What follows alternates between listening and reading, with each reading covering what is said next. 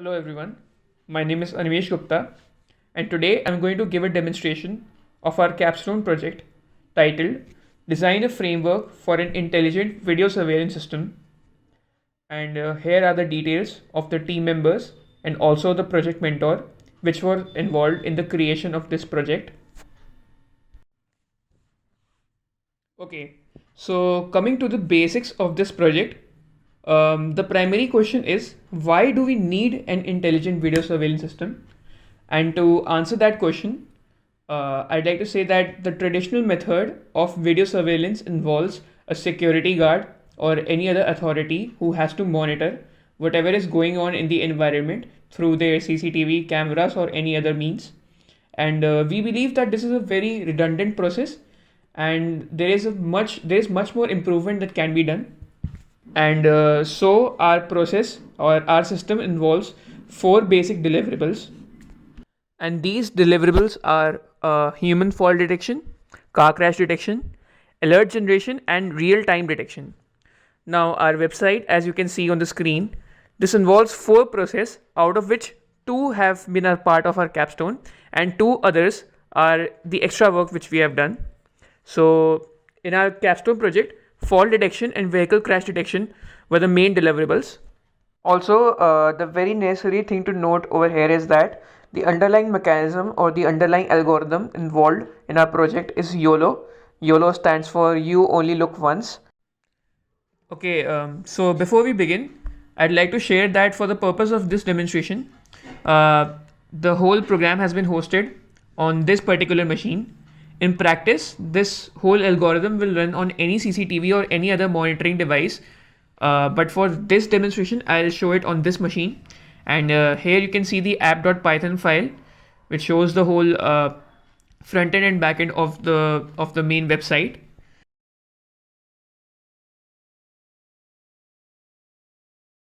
And here I can show you that there are essentially four methods which we can use to send input to the system. The first is to use our own webcam. Second, to use a locally stored video that has been saved on this machine. Third can be you can fetch a video from YouTube or any other website and serve it to this particular algorithm in this text bar. And fourth is to fetch a live video recording through a DroidCam application or any other application which can fetch the video in real time and send it to this algorithm. So I'll try to run this application over here, and as you can see, it has been hosted using Flask.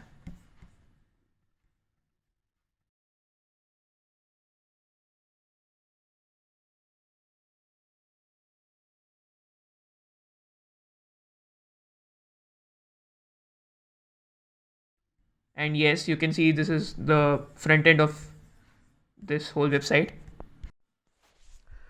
Okay, so coming to our first objective, which is fault detection. Why fault detection is necessary? Well, essentially, if someone is at their home or any other public place and he or she trips over and falls, or he or she has a cardiac arrest or any other disease and they trip down and they fall down, so there has to be a system designed to actually see that yes, there's an accident that has happened, and that can inform the authorities so that necessary action can take place. Okay, so coming to the fault detection aspect of this project, I'll click on this button and I'll supply the YouTube video link and I'll click on detect fall. So what's happening over here is that it recognizes a person in the frame and it draws a rectangular box around that person. And as soon as the person falls, the height of the rectangle drastically reduces as compared to the width of the rectangle, and the algorithm recognizes this, and if the reduced height remains the same for a certain number of frames, then it knows that yes, there has been a fall, and it trips the alarm and informs the necessary authorities. So as you can see, it is doing this very smoothly, and the algorithm runs very cleanly on this particular video.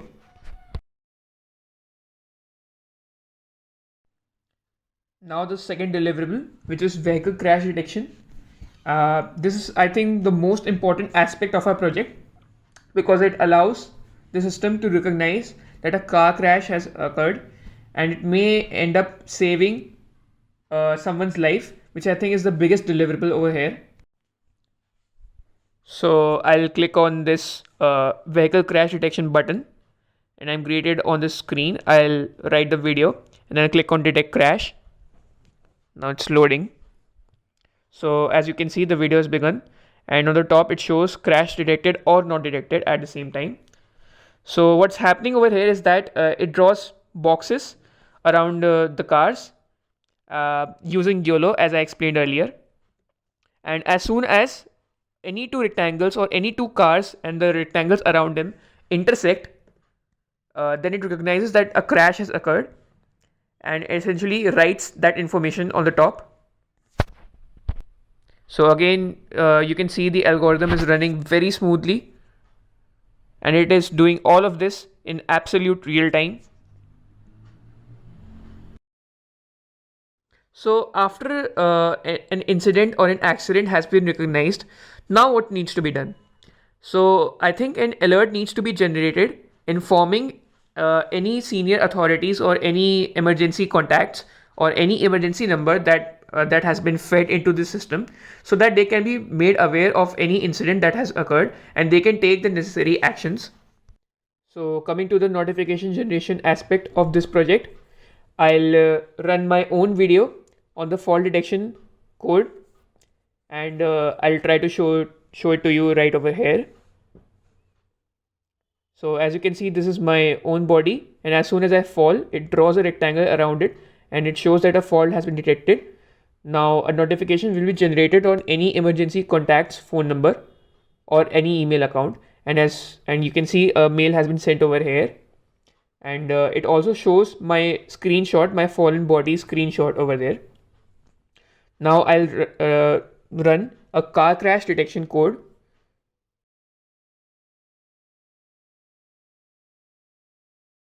and as soon as it recognizes that a car crash has occurred, it again does the same, and you can see that a notification has been generated and a mail screenshot can be seen. Up till now, I gave the demonstration using video links on the web interface. Since our system has to run on monitoring devices like CCTVs locally, I will show a real-time demo. For this, I will be using an application called DroidCam. This will fetch input video footage from my smartphone's camera, which can act as a pseudo CCTV device, and then it transmits this footage to a local machine using a local FTP server. Now, I will run the program over here. Here is my friend's live video being captured through this phone, and here is the outcome.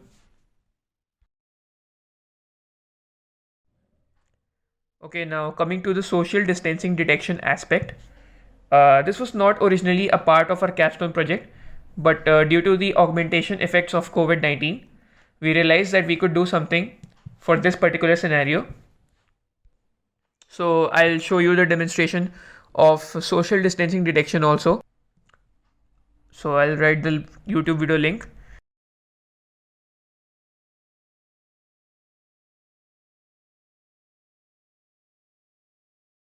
And here you can see again a rectangular box is drawn around a person, and it shows people at risk and the number of people right beside that. And as soon as the distance between the centroids of any two rectangles decreases below a certain threshold value, as you can see here, it shows that those people are at risk at that particular time. And this is also done by a red colored box drawn around that person's frame. So yes, and yeah, also all the code installation process and anything related to this project has been hosted on GitHub.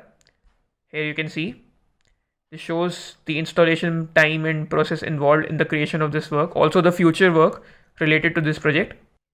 And yeah, thank you very much. I'd love to hear from you, and please get in touch for any comments and questions. Thanks.